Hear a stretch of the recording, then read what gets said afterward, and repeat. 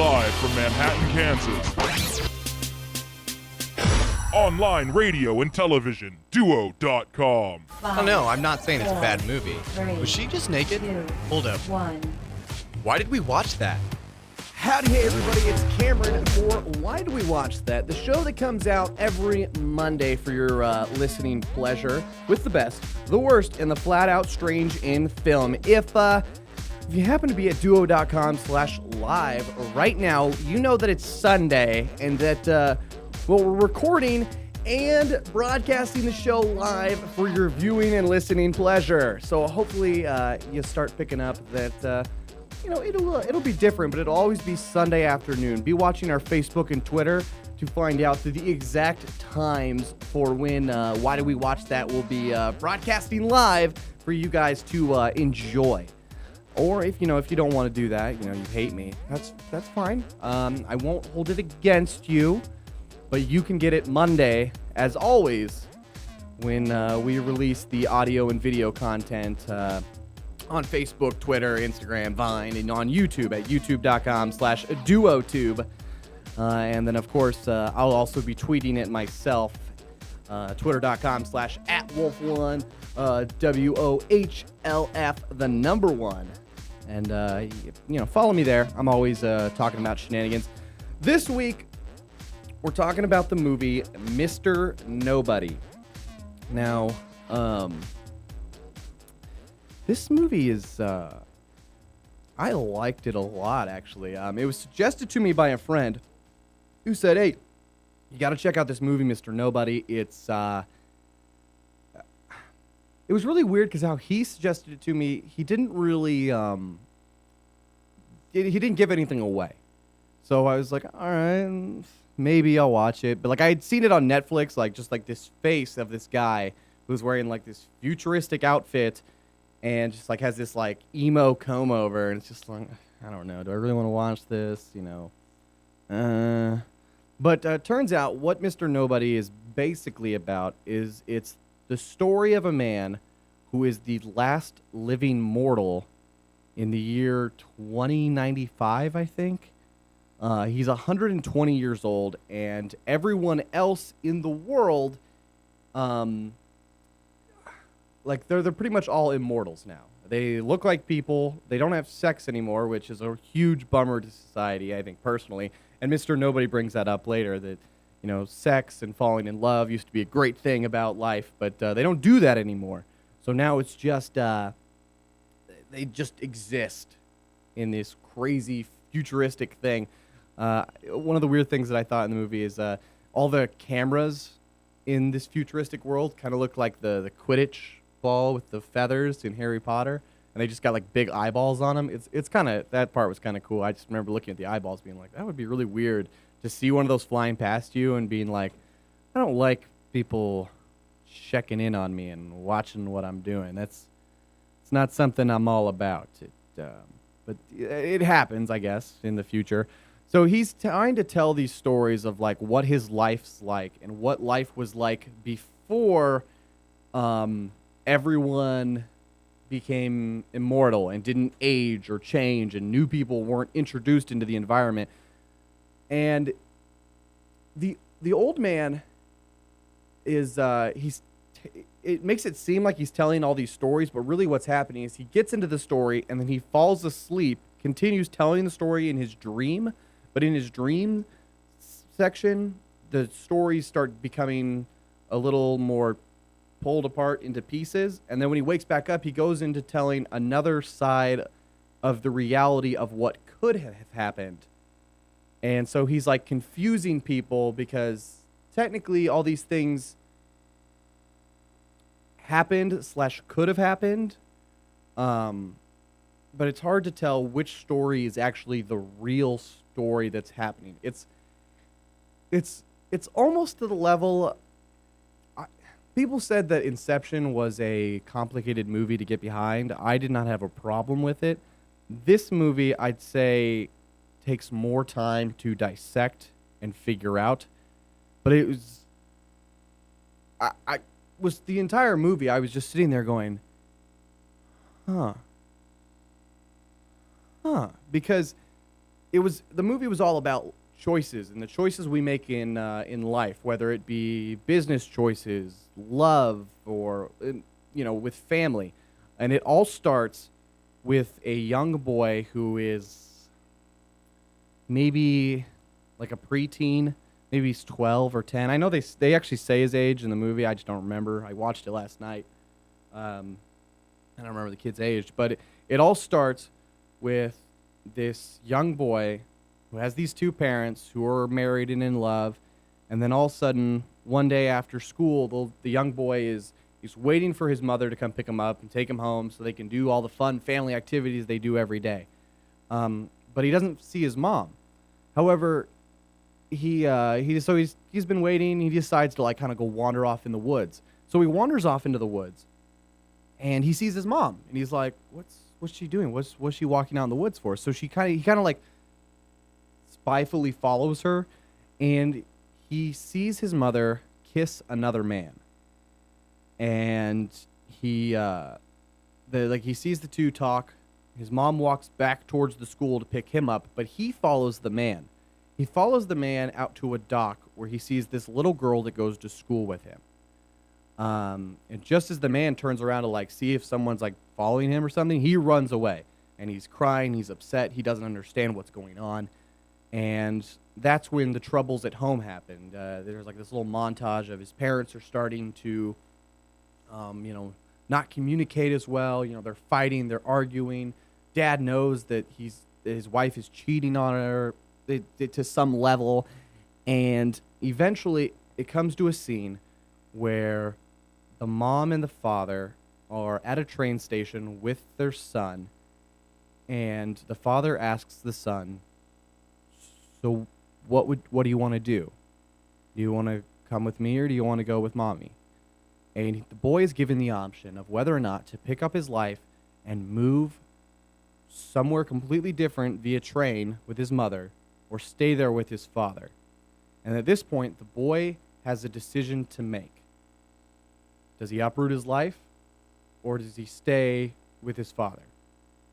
And the movie the old man tells the story in different split sections of various ages throughout his own life.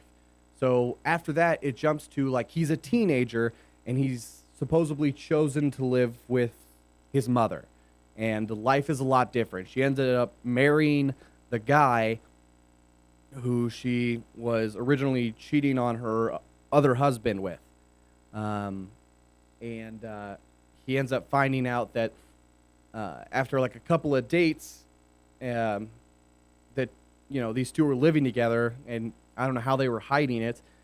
But he also finds out that the girl that he's been seeing at school is actually this guy's daughter. So there's this kind of weird love situation where, it looks like the girl that you've been romantically seeing is now your stepsister, which is never a comfortable situation. I don't think in any situation that you're in, making out with your stepsister is seen as normal. Would you agree with me on that one, Seth? No, I think it's fine. Oh, Seth thinks it's fine. Make out with your stepsister. I mean, if she's hot enough. I don't know. My parents are happily married. I'll hopefully never have to be put in that situation. That, and I'm 25, so if my parents get divorced and remarry, I probably won't talk. Right now, I probably won't like new parents / new family members. What if they're really rich? If they're really rich, then I will like new family members.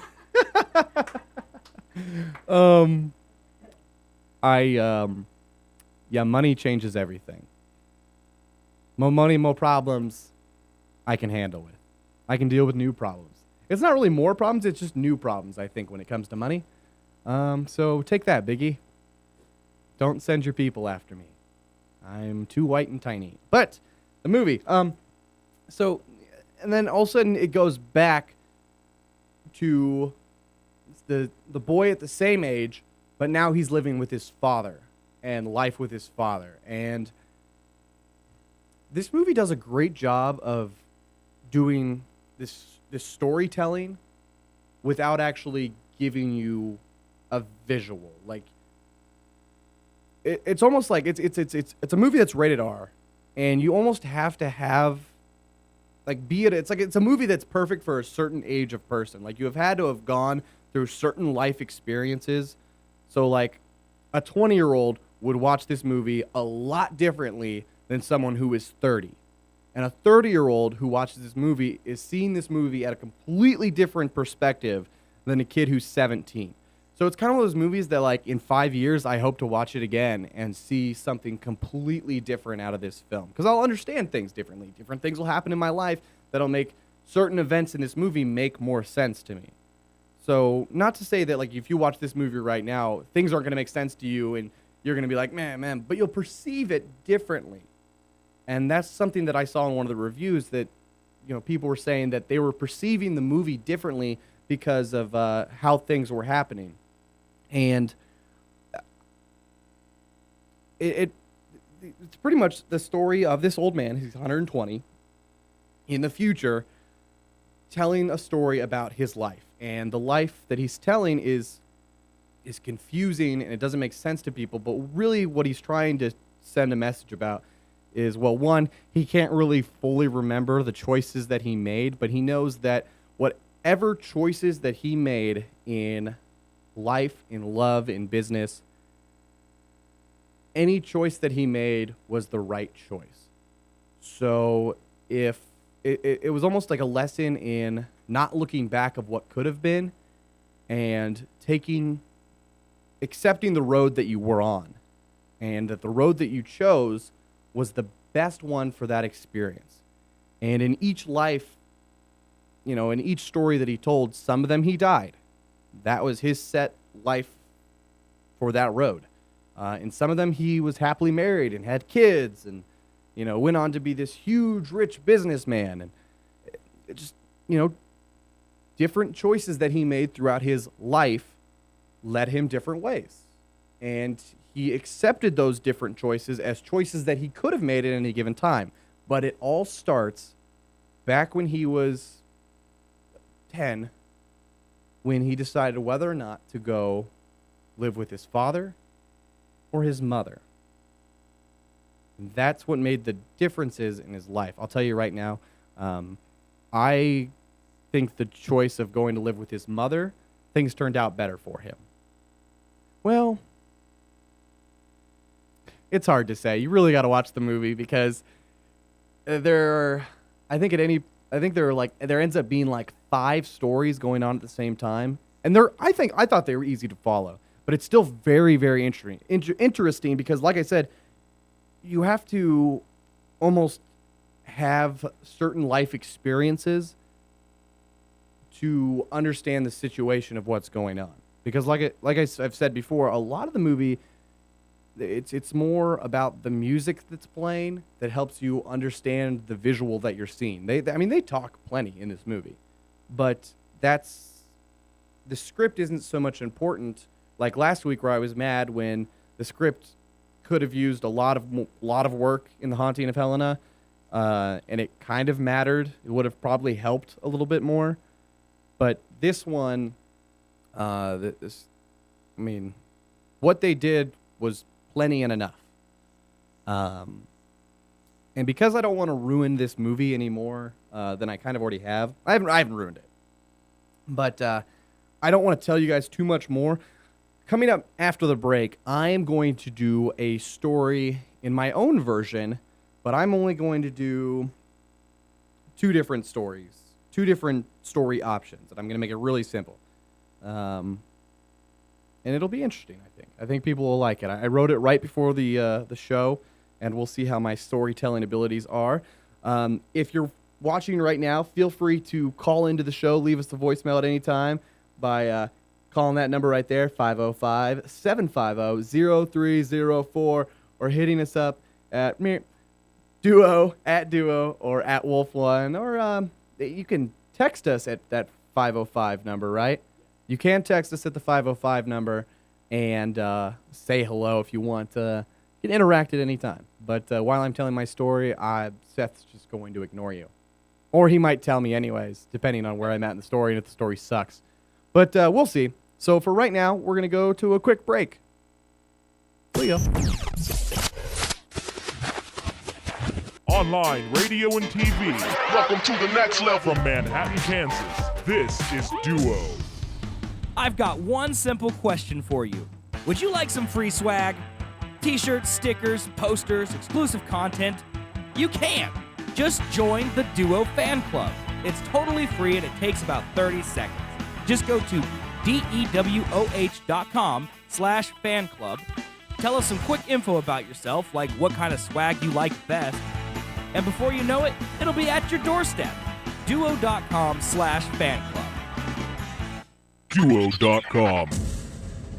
Hello, everybody. It's Brandon, the host of the Social Circuit, the new social media show airing on Duo.com every Thursday, where we talk about all the social media news for the last week, week and a half, 2 weeks, whatever I feel like. The funny stuff, the good stuff, the awesome stuff. Every Thursday, catch me, Brandon, on the Social Circuit at Duo.com. At Be Paid. At Duo. This is Duo.com. You'll never need a TV or radio again. Duo.com. All right. And we're back to Why Do We Watch That? A show that comes to you every Monday with the best, the worst, and the flat-out strange in film. Unless you're watching us live on Sundays. And we'll broadcast that time on Facebook and Twitter. And on my Facebook and Twitter, I'll let you guys know when you can enjoy this content live and in person.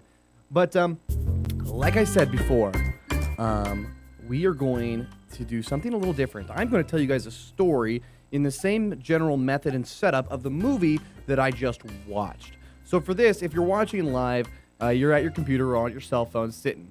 For this, I want you to close your eyes and use your imagination and let it kind of help you imagine a little better with my story here. And if you're driving, please keep your eyes open. I don't want you to crash and die and get blown away in our weather that we're having. If you listen to Hour with Seth, you can hear all about the weather and how people over-exaggerate the weather. It's very true. And as a person who does the weather on a daily basis, I understand. But normally I just tell people it's raining or it's not raining, and that's weather with Cameron. But, so do me a favor, close your eyes if it makes sense to close your eyes right now, and listen to my story after I take a drink of water. All right. This story is about a boy named Sam. Sam is a young boy at about 8 years old. He lives with his mother, Melinda, and father, David. Every morning, Sam wakes up at about 7:15. He watches TV with his mother and has a bowl of cereal with his father. Normally after this, Sam would go to school, but it's July, so that means summer fun. Sam lives in Willington, North Carolina, on a block with lots of children. It's a family community, parks, school, and the ocean, all within walking distance of his house. To get to them, though, he must take the path behind his house. It's lined with an array of beautiful flowers planted all by the community and his lovely parents, Melinda and David. After walking past a few more houses, his feet are getting tired, but he continues walking. He notices a split in the road.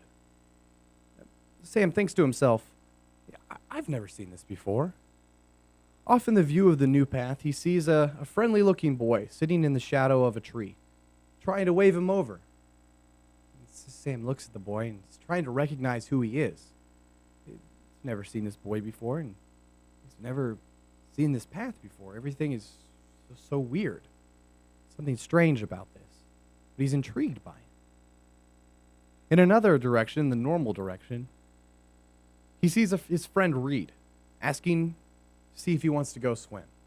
Well, Sam loves to swim, so he heads off with Reed to go to the swimming pool. they head off to the pool. They see the ocean, and Sam's not a very strong swimmer, so he says, "Can we go to the pool instead of the ocean?" Because, well, he's not a very strong swimmer.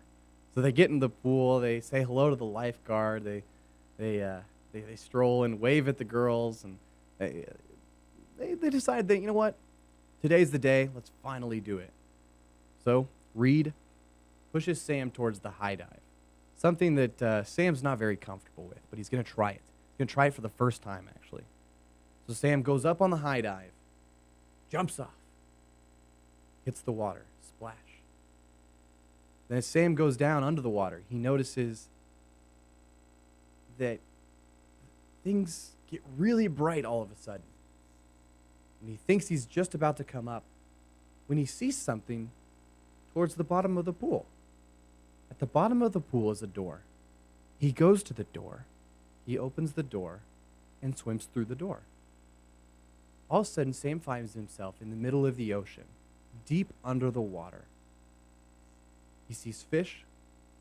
He sees a couple of jellyfish swimming in the distance or floating. And then he sees one shark. It's a dark shark. He doesn't know sharks that well. He doesn't want to get near it either. He gets closer to the shark. He grabs the fin of the shark. Conquering his fear, Sam's filled with this joy that he can't explain. He's swimming with a shark, going fast past all these fish, going through these reefs, and seeing all this colorful underwater plant life. Finally, the shark goes deep below Sam, and Sam slowly starts to float up. Suddenly, Sam is on the deck of the pool. He hears his friend Reed saying, "Sam, wake up. Sam. Sam." A lifeguard is pounding on his chest, trying to revive Sam. Reed had recently jumped in after Sam and had landed on his head, knocking him unconscious. Sam opens his eyes for a split of a second, and then his eyes go dark. Sam fades away. Sam opens his eyes again. A few minutes later, Sam is a young boy at about the age of 8 years old. He lives with his mother, Melinda, and father, David. Every morning, Sam wakes up at about 7:15. He watches TV with his mother and has a bowl of cereal with his father. Normally after this, Sam would go to school, but it's July, so that means summer fun. He lives in Wilmington, North Carolina, on a block with lots of other children, and it's a family community.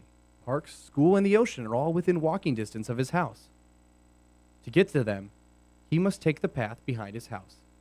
It's lined with an array of beautiful flowers planted all by the community and his lovely parents, Melinda and David. After walking past a few more houses, he sees a split in the road. Sam thinks to himself, "I've never seen this before." Off in the view of the new path, he sees a friendly-looking boy sitting in the shadow of a tree, waving him over. But in the other direction, he sees his friend Reed, asking if he wants to go for a swim. Sam knows he's not a very strong swimmer and tells Reed, "You know what? I think I'm going to do something different today." So he waves goodbye to Reed and walks in the distance of the direction of the boy under the tree. He gets closer to the boy under the tree, but the boy under the tree stands up and starts walking to the other side of the tree. Sam quickens up his pace and chases after the boy to see what's going on. Who is this kid? I've never seen this tree or this place. This is all so different. And he's excited by it. Sam gets to the tree, looks around the tree, and the boy is gone. He's confused.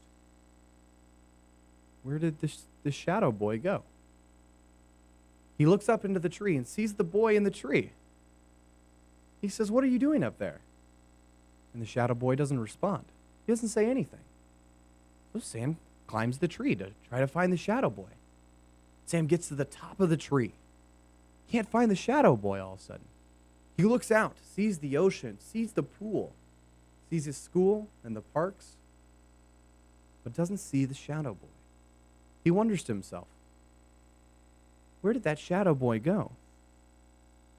He climbs to the bottom of the tree and sees the shadow boy waving at him again, but realizes it's his own shadow, just waving at himself. Sam spends the day with the shadow boy, jumping around the park, playing ball, shooting a couple of basketball hoops, and even trying the hula hoop. He's not very good. He tried, though. At the end of the day, Sam goes home and goes to sleep. Sam is a young boy. At about 8 years old, he lives with his mother, Melinda, and father, David. That's my story.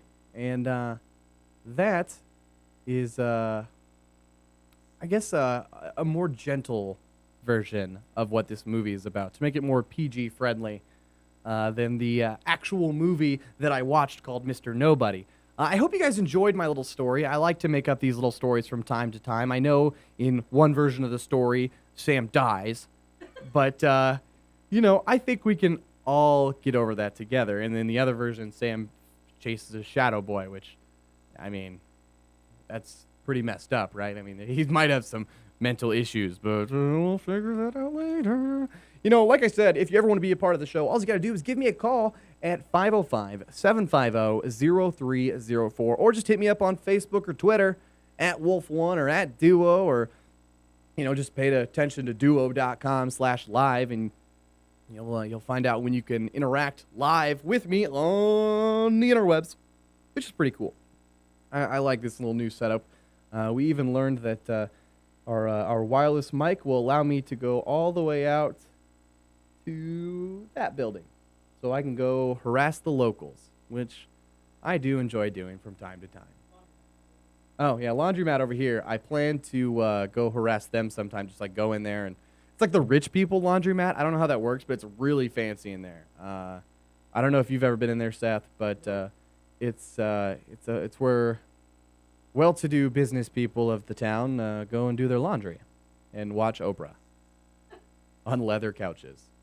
I like to go there to harass them with my microphone skills. Doesn't always work. Sometimes it does, though, and, hey, I enjoy those times. And I hope you enjoyed the show today. Like I said, Why Do We Watch That comes out every Monday with the best, the worst, and the flat-out strange in film. But before we go, I just want to hit this button a few times.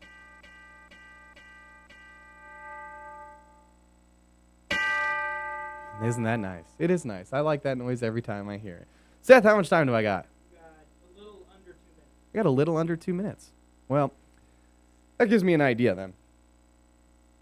Did you like my story? Did you hate my story? Well, hey, here's an idea for you. Send me your story. Cameron@duo.com. That's Cameron. Almost forgot how to spell my own name. That's embarrassing. @duo.com. Like the dew on the leaf, and oh my gosh, Cameron's still rambling. Well, this is true. I am indeed actually still rambling. So, Cameron@duo.com. Send me your story. I'd love to read it. And maybe if your story's cool enough and it fits with the movie that I'm talking about, maybe I'll read it for you. I like this little show segment where I share stories and make up stories. It keeps the creative juices flowing, so you come up with new and interesting content all the time. And that's what makes a good show, I think. So, wow. Oh, I thought he was giving me the countdown that it's almost over. But no, I got like a minute left. So send me your stories. Let me know what you guys thought of my story. I would love to actually get feedback. I love getting feedback, good or bad. Tell me it sucked. Tell me it was awesome. That's just stuff I enjoy. And it was a short story. Normally my stories drag on forever, and I end up saying the same stuff over and over again. But this one I actually spent 10 minutes on instead of just making it up, which I do enjoy making up stories. I made up a lot of stories, actually. Yeah, I've made up a lot of stories in the past. I haven't made up any movies, though. That's what I should do. I should tell you guys a movie that, hey, this week we're talking about this, and it doesn't actually exist, but I'm going to pretend that it does. Maybe we'll do that next week. All right, guys. Till next time, I be Cameron. This is Why Do We Watch That? You are all some very lovely people. Thank you for watching. Until next time, see ya!